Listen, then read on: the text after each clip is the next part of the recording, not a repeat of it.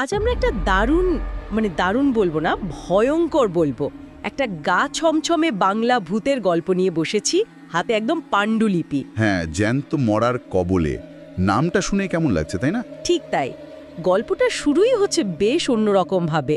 শীতের রাত, টিপটিপে বৃষ্টি পড়ছে, ভাবলেই তো লেপ মুড়ি দিয়ে ঘুমিয়ে পড়ার কথা। কিন্তু সেটার হলো কই?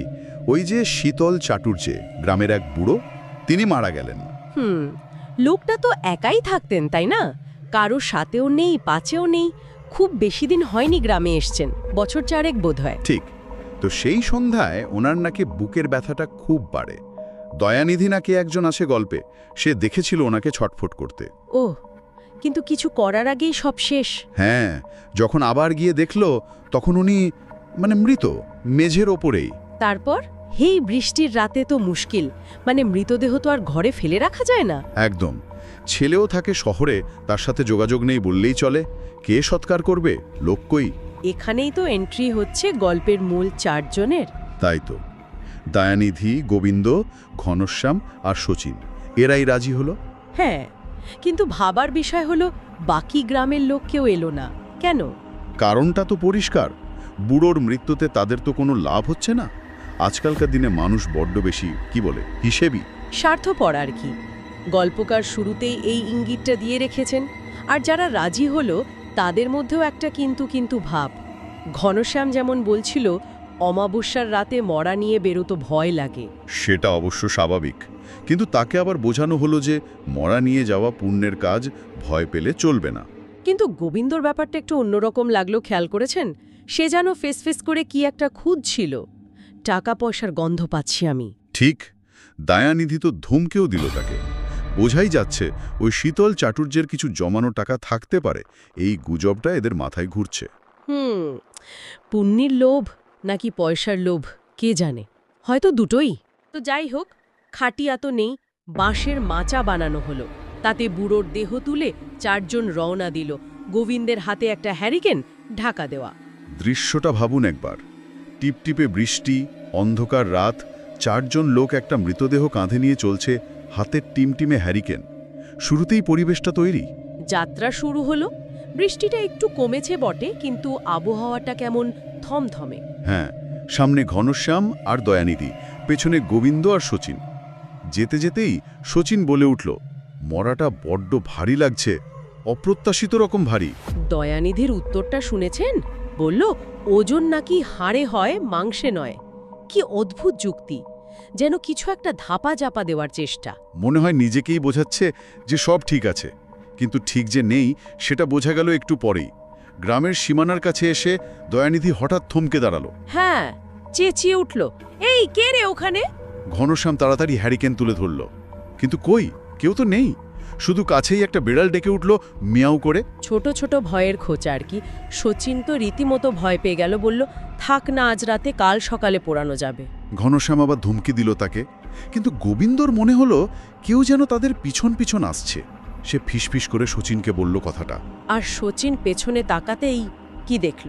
একটা ছায়া মূর্তি, আর তার সাথে পায়ের শব্দ, ছপ ছপ ছপ, ভিজে রাস্তায় হাঁটার শব্দ যেমন হয়। এবার শচীনও হাঁক দিল, এই কেড়ে পেছনে? উত্তর এলো না। তার বদলে পেছন থেকে ভেসে এলো একটা চাপা ঘ্যানঘ্যানে হাসির শব্দ। হাসিটা নাকি আস্তে আস্তে বাড়ছে। উফ, এটা তো সাংঘাতিক। ঘনশ্যাম, দয়ানিধি, ওরাও নিশ্চয়ই পেছনে ফিরেছে এবার। হ্যাঁ, ফিরেছে। ঘনশ্যাম আবার ধুমত লাগালো, কে রে, অন্ধকারে মজা করছিস? কিন্তু যে উত্তরটা এলো সেটা আরও ভুতুরে। কি বলল? ছায়ামূর্তিটা বলল সে নাকি ভয় দেখাচ্ছে না, উল্টে তাকেই ভয় দেখানো হচ্ছে, এই বৃষ্টির মধ্যে অমন করে বার করে এনে। গলাটা চাপা, খসখসে, কিন্তু চেনা গলা। কার? দয়ানিধি জিজ্ঞেস করল, তুমি কে? তোমায় আমরা বার করলাম কোথায়? কিন্তু মূর্তিটা সরাসরি উত্তর দিল না।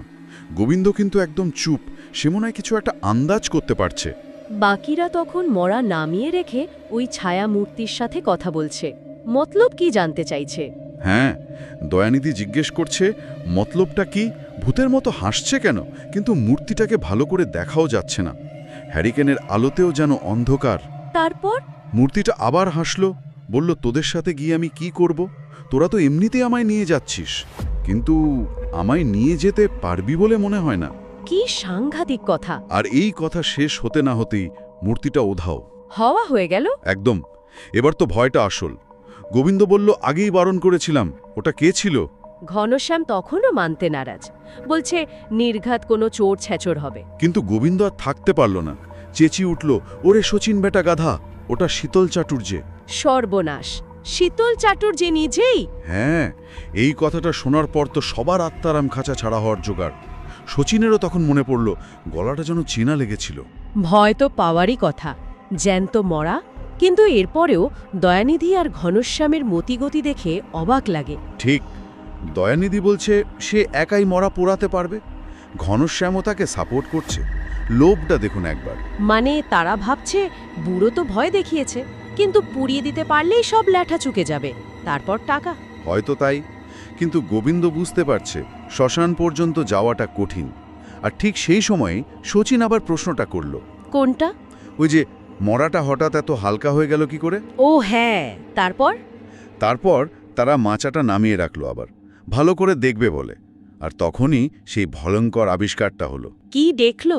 দেখলো বাঁশের মাচার ওপর সাদা কাপড়টা পাতা আছে, তার ওপর বুড়োর ধুতি, জামা, লাঠি, হুঁকো সব পরিপাটি করে রাখা। শুধু শুধু শরীরটা নেই। নেই মানে? উবে গেছে? হ্যাঁ, শুধু জামা কাপড়গুলো পড়ে আছে। আর তখনই অন্ধকার থেকে ভেসে এলো শীতল চাটুর্যের সেই খসখসে গলা। কি বলল এবার? বলেছিলাম না, তোরা আমায় এই বৃষ্টির মধ্যে বার করে নিয়ে এসেছিস, কিন্তু শ্মশান পর্যন্ত নিয়ে যেতে পারবি না। বাক্রে, এ তো হাড় হিম করা ব্যাপার। এবার গোবিন্দই একমাত্র মাথা ঠান্ডা রাখল, বলল, আর এখানে থাকা নয়, সবাই একসাথে চল বাড়ির দিকে। একা থাকলে নির্ঘাত বিপদ। ঠিক বুদ্ধি।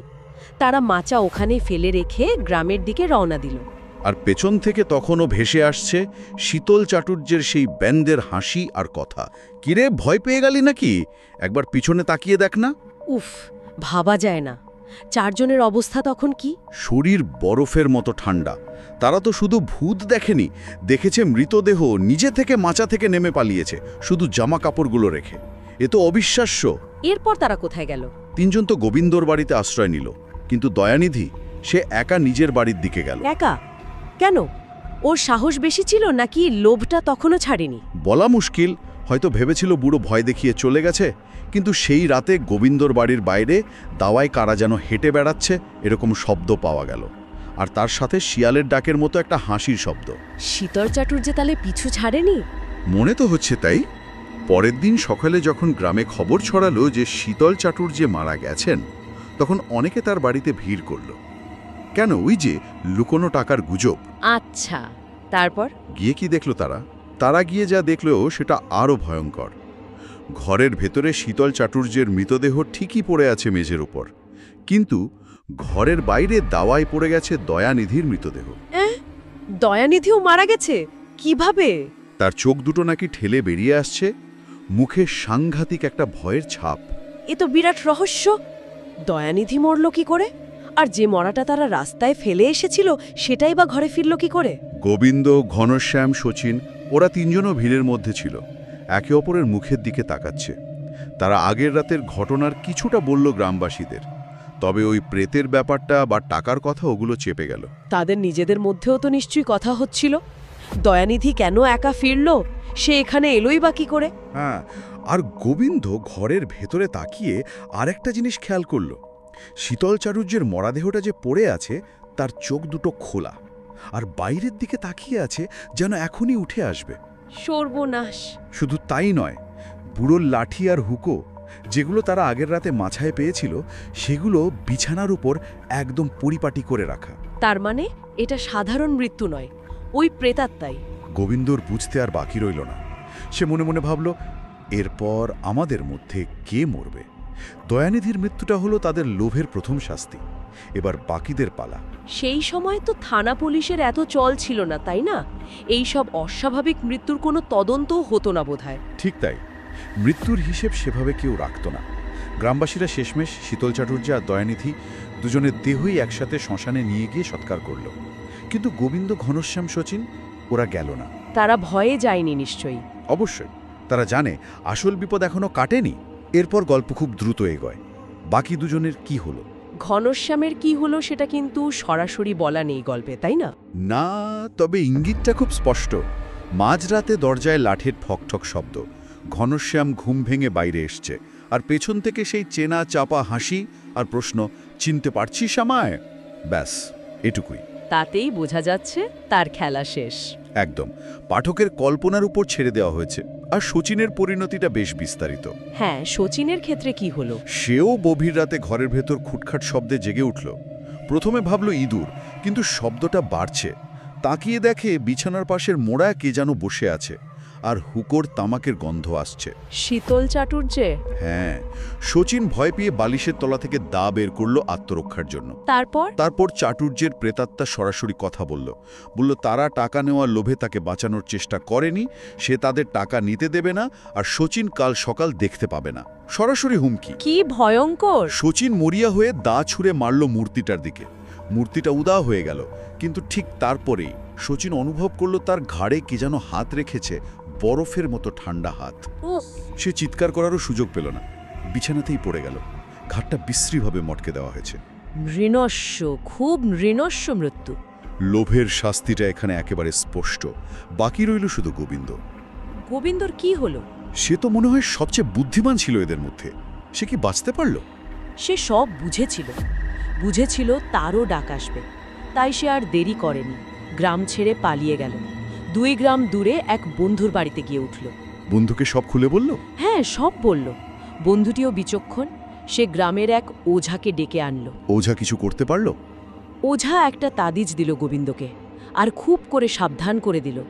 বলল, এই তাবিজ শরীরে থাকলে কেউ ক্ষতি করতে পারবে না, কিন্তু তাবিজ যদি খুলে ফেলা হয় বা কোনো মরা ছোঁয়া হয়, তাহলে তাবিজের শক্তি নষ্ট হয়ে যাবে। মরা ছোঁয়া? এটা তো অদ্ভুত শর্ত। হ্যাঁ, ওঝা নাকি গোবিন্দর পেছনে একটা কালো ছায়াও দেখতে পেয়েছিল, মানে বিপদ পিছু ছাড়েনি। তাহলে তাবিজটা পড়ে গোবিন্দ কিছুটা নিশ্চিন্ত হলো? হলো হয়তো, কিন্তু কপালে যা লেখা আছে, গোবিন্দ বন্ধুর বাড়িতে পাশের ঘরে একা শুতে গেল। বন্ধু বারণ করেছিল, কিন্তু সে শোনেনি। তারপর সেই রাতেই কি? হ্যাঁ, অনেক রাতে দরজায় ধাক্কার শব্দ। বাইরে থেকে তার বন্ধুর গলা। সে চেঁচাচ্ছে, দরজা খোল, ও এসেছে, শীতল চাটুর্যে এসেছে তোর টাকা ফেরত নিতে। বন্ধুর গলা? সে কি করে জানল টাকার কথা? ঠিক। গোবিন্দ ভয় পেয়ে দরজাটা খুলল, আর খুলতেই দমকা হাওয়ায় ঘর ভরে গেল। সে বাইরে পা রাখতেই পায়ের তলায় নরম ঠান্ডা মতো কি একটা ঠেকল। কি ওটা? আর তখনই গোবিন্দর মনে হলো, আরে, টাকার কথাটা তো ওর বন্ধু জানার কথা নয়। ও তো শুধু দয়ানিধি, ঘনশ্যাম আর শচীন জানত। তাহলে ওই চিৎকারটা কার ছিল? আর ঠিক তখনই সেই চাপা হাসির শব্দটা ভেসে এলো। গোবিন্দ নিচে তাকিয়ে দেখল, দরজার কাছে তার বন্ধুর মৃতদেহটা পড়ে আছে। সর্বনাশ! বন্ধুকেও মেরে ফেলেছে? হ্যাঁ, শীতল চাটুর্যে তাকেও ছাড়েনি। আর গোবিন্দর কানের কাছে ফিসফিস করে কে যেন বলল, বলেছিলাম না কোথাও যেতে পারবি না। কি সাংঘাতিক প্রতিশোধ! গোবিন্দ আতঙ্কে কোনো মধ্যে ঘরে ঢুকে দরজা বন্ধ করে দিল। আর তখনই তার খেয়াল হলো, সে অজান্তেই বন্ধুর মৃত দেহটা ছুঁয়ে ফেলেছে। হাতের তাবিজটাও খুলে পড়ে গেছে। তাবিজের শক্তি নষ্ট। হ্যাঁ, সে এখন সম্পূর্ণ অরক্ষিত। গল্পের শেষটা এখানেই।